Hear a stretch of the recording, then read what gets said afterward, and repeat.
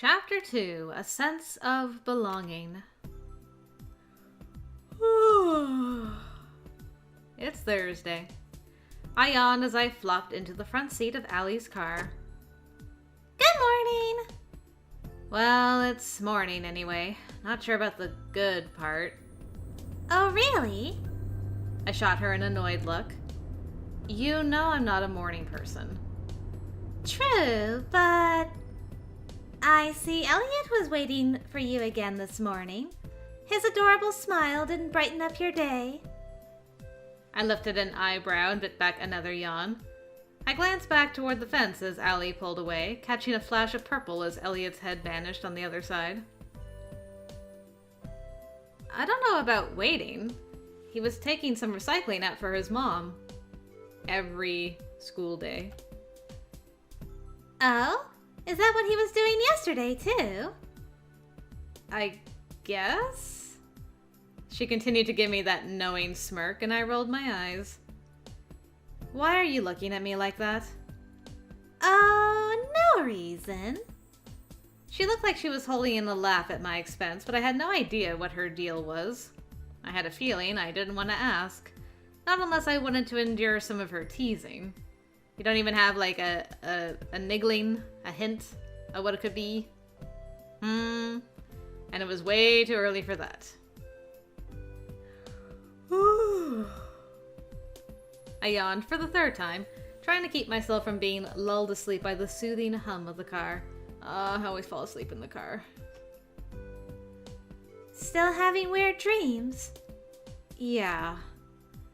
Not that the dreams were the problem, more the walking around outside while having them that was causing distress.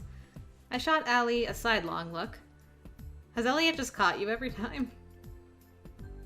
No offense, but you look pretty tired too.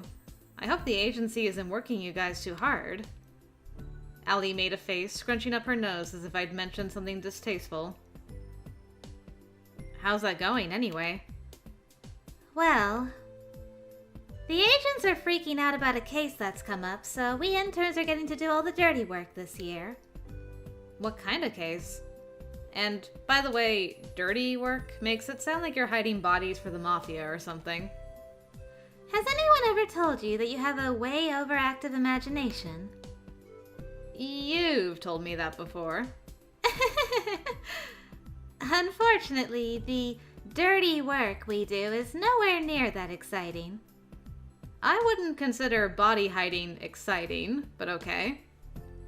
Anyway, I don't have a lot of details on the case yet, and we're not supposed to talk about it, really. I made a face at that. Sorry. Yeah, I don't get her in trouble. It's okay. I understand. It's probably better if I don't know anyway. Who even knows what all you people deal with? It's probably non-stop near apocalypses and dark wizards. You'd be surprised. I scoffed openly at that. Nothing can surprise me anymore. You think that now? Can you at least tell me more about what kind of dirty work you're doing? It's just all that prep for the holiday, right? That's all pretty routine stuff. Since magic overflow can usually stir up a lot of cryptic activity, we're just going around to check on things like inactive gates that get enough juice to open up, or making note of any unusual cryptics that have washed into town on the currents. That happens a lot too. We call them drifters, and most of them are kind of weird. Yeah, I met one last time. Anyway, it's a lot of walking around and looking at stuff. Sounds boring when you word it like that. Exactly. She glanced my way, frowning. You okay? You seem kind of down. It's nothing. I mean, I guess I feel a little left out is all, and I'm not making much headway in my research. Plus, Velos keeps making me clean up after you guys. That's Velos for you. Yeah, well, the next time he says, "I trust I can expect you to straighten the room while everyone is out," I rolled my R's heavily, mimicking his accent. Wow, I got that so early! Yay! I'm so proud of myself. Allie just laughed at my impression.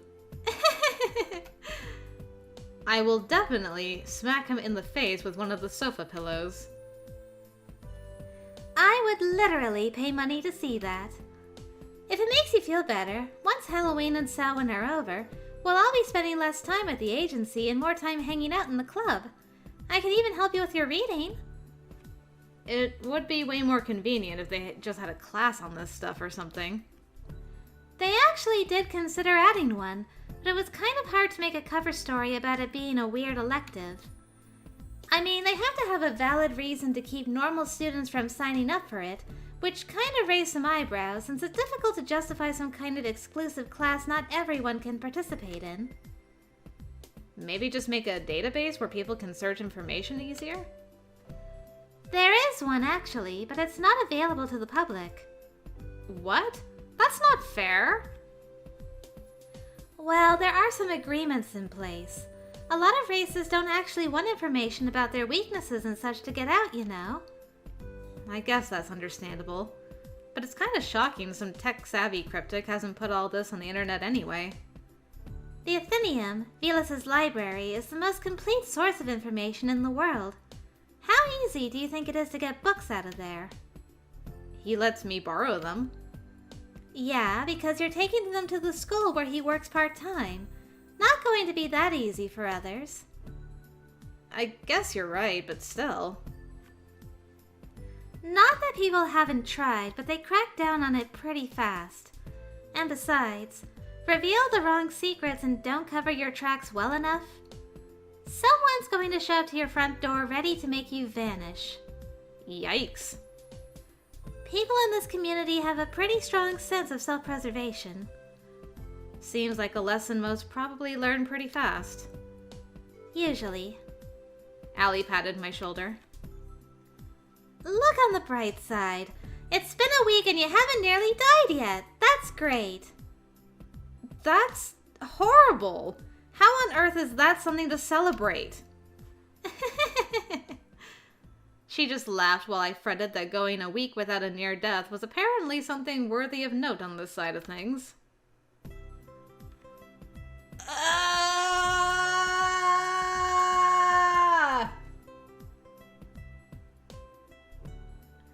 I'm sorry. I was unprepared. If you could have seen how far my mouth dropped when this guy showed up.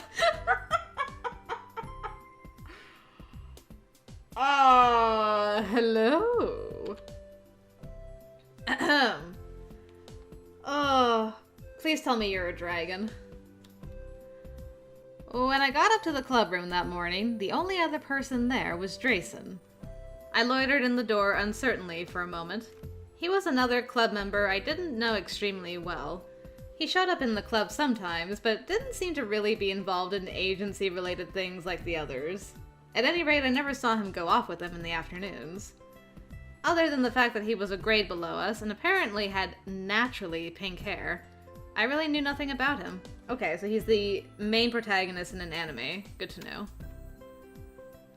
I stepped inside cautiously. He didn't look up when I entered. He was sitting on the sofa and looked to be sketching something in a notebook.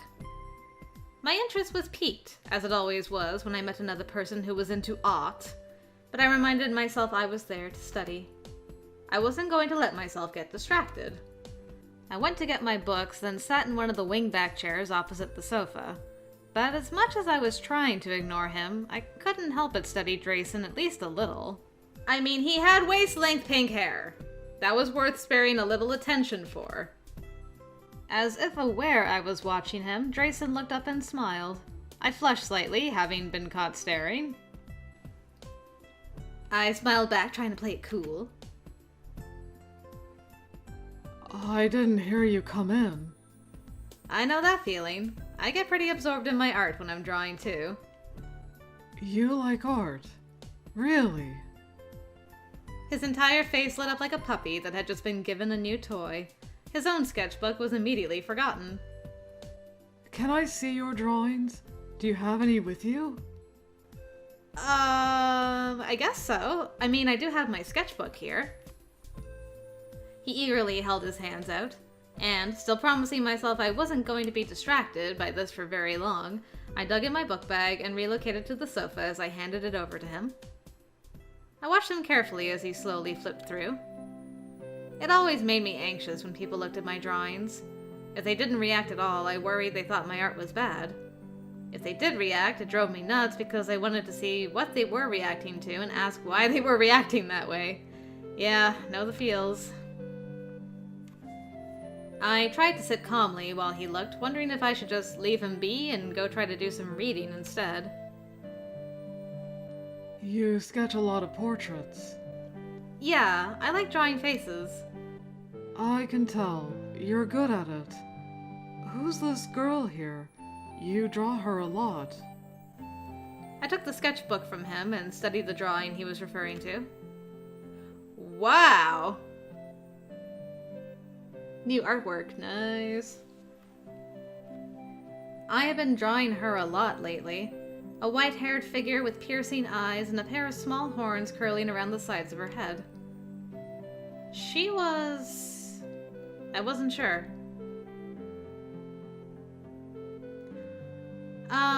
A representation of my true self. My persona, if you will. Well, she's not a figment of my imagination.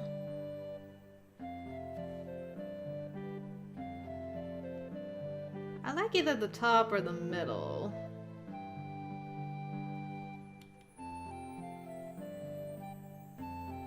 I mean, she is someone we dream about often. I think I remember her saying that in Corbin's Route, so... She's just someone I see in my dreams sometimes. Your dreams? I mean... I've dreamed about her for as long as I can remember, so I think she started as just a random dream character. But the more I fixated on her, the more I dreamed about her. And the more I dreamed about her, the more I drew her. I looked up at him and shrugged helplessly. I don't know. She's just someone I draw. I don't know who she is. She's nobody, I guess. I really didn't have a better answer than that. As Drayson and I were bent over my sketchbook talking, the door to the library opened. Were you listening to that at all, Elliot? I looked up at the sound and saw Elliot standing there watching us with a strange look on his face. I smiled when I saw him. 'Cause I'm wondering, did she change in front of him, and that's why he's like... But I saw you look like that, though. Good morning. Hi, Elliot. Hey, good morning. He shot us the usual characteristic grin and came inside, shutting the door behind him. I closed the sketchbook and stretched. I could go for a coffee right about now. Drayson made a face. But it's so bitter. I live for coffee. He just shook his head as he stood up and stretched. Well, I thought things could work out between you and I, Drayson, but alas. Leaving? Yeah, I'm going to go down now. Nora, thanks for showing me your artwork. You have to show me yours sometime as well. I will. He waved and left us there. I started gathering up my things, kicking myself for getting precisely 0 reading done. I said I wouldn't get distracted, and I totally got distracted. This is the worst place for reading sometimes. I mean, he's a very distractible guy, so you're forgiven. Maybe I needed to start going to the library instead. Somewhere nice, quiet, and boring. Elliot leaned on the back of the sofa and watched me slide my sketchbook back into my bag. So, you two were looking at your art? Yeah, it came up and he wanted to see some of my sketches. Can I see them? No! He jumped as I spoke way too loudly. More so than I'd intended. Have you been drawing, Elliot? No, I mean, there's no time right now. The bell's about to ring, so we should go down. Oh, right. I I rejected that way too fast. I couldn't tell him I didn't want him to see it because there were drawings of him in there. Not that it meant anything, but I felt like it would be weird. He'd definitely get embarrassed, then I'd get embarrassed, then it would be awkward.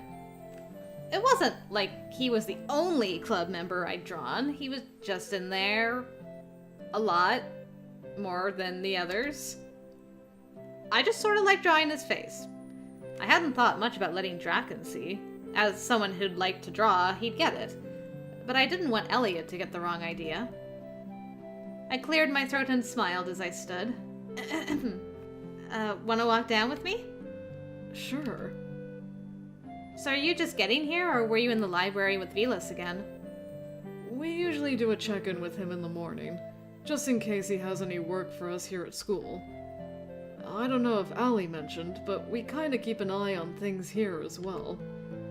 I mean, just making sure the rest of the cryptic students are keeping to the rules and stuff. Just how many cryptics are there at school? I mean, I know there are a lot that don't come to the club. Technically, all of us have to join the club as a way to just make sure we're registered and stuff. But yeah, there are quite a few more in high school, and a few known ones in the middle school wing. I'd say close to 60 of us in the high school? Whoa, that many? Well, quite a few are weak espers. They're sensitive enough to the paranormal to count, but that's about it. There are more vampires than any other group, actually. Really? Seriously? Well, there's a pretty strong community here, and... Okay, hello, other random person. He trailed off as someone came out from one of the hallways and joined us on our way down. Someone I didn't recognize. A teacher, maybe? From the way Elliot trailed off, I assumed he wasn't one of the cryptic staff. Mozzie! Hey there! How are you this morning? Elliot gave the man a sheepish smile. a little tired. Aren't you always? I'm surprised to even see you before class starts. There was a time I was pretty used to catching you sneaking your way to first period late. I raised an eyebrow. Based on his looks and demeanor, he struck me as one of those teachers trying way too hard to be cool and relatable. Didn't help he seemed pretty young. Late 20s at the very most. He caught me looking his way and smiled. And you're Nora Lewis, aren't you? Yes? Should I know you? Well, it would be nice, but I guess it's not a requirement. I'm Grant Mitchell, school psychologist. I had to fight to keep my expression neutral when he said psychologist. I didn't quite succeed. Your brother made the same face when I introduced myself to him. He offered his hand, and I eyed it warily before finally forcing myself to take it out of a sense of politeness. You introduced yourself to Spencer. Why? No need to look at me like that. I introduced myself to all the new students. You two really are alike, aren't you? I don't know about that. I just know Spencer hates psychologists more than I do. I can imagine.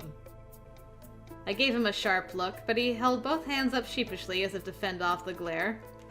I just looked into your records a little. I think it's pretty normal, given the rumors flying around the first week at school. Wanted to make sure I was prepared in case either of you needed to talk. I don't think you should expect either of us to come talk to you. That's what your brother said. I'm just here to help, though. Yeah, we've both heard that before. I quickened my pace, reaching the bottom before him. Elliot hurried to catch up. Grant stopped just below the bottom landing, and didn't follow us down the hall. In any case, it seems like you're settling in pretty well. Looks like you already joined a club and everything.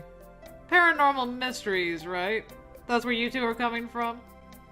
I cast a long look over my shoulder. Something about the way he was watching me.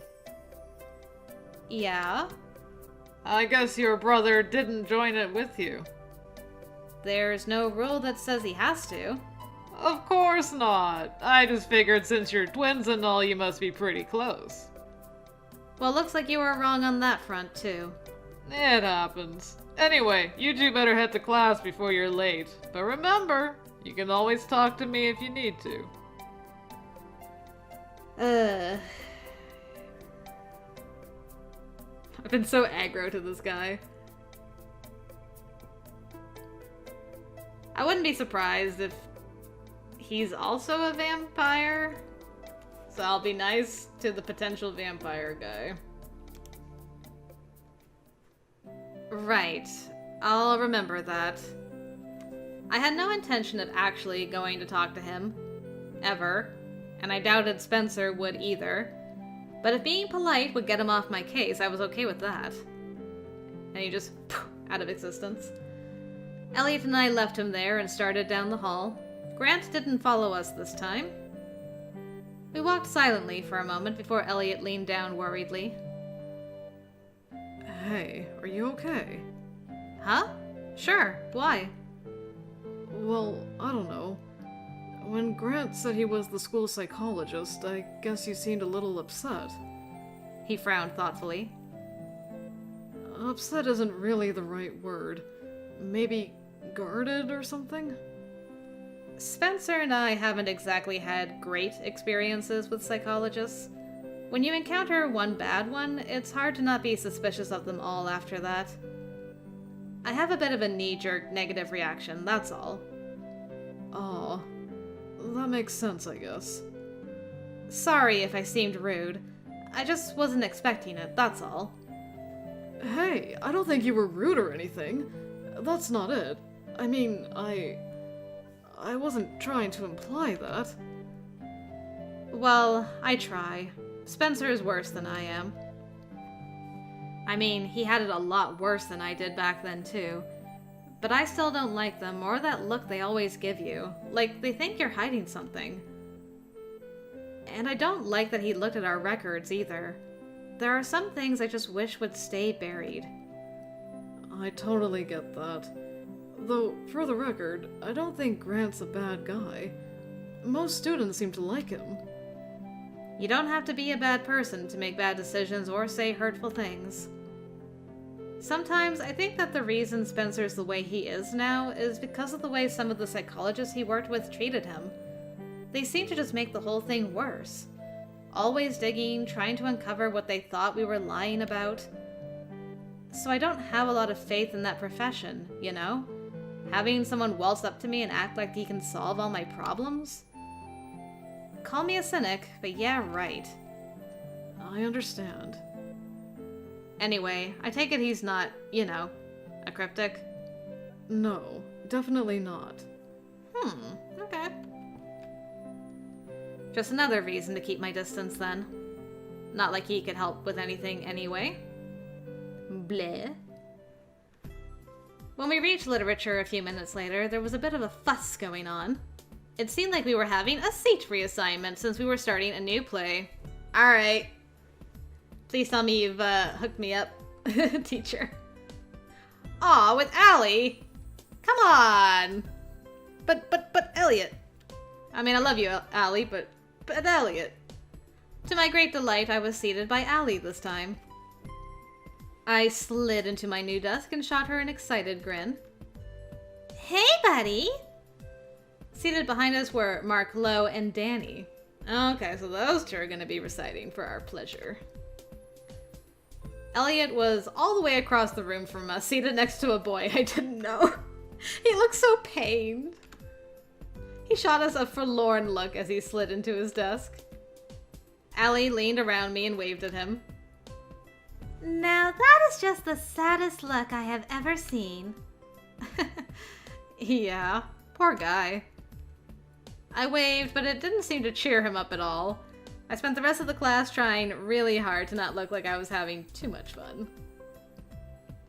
Between the butchering of Shakespeare behind us and Allie's continual snickering, it was pretty hard, though. Oh, poor Elliot. No love for Elliot.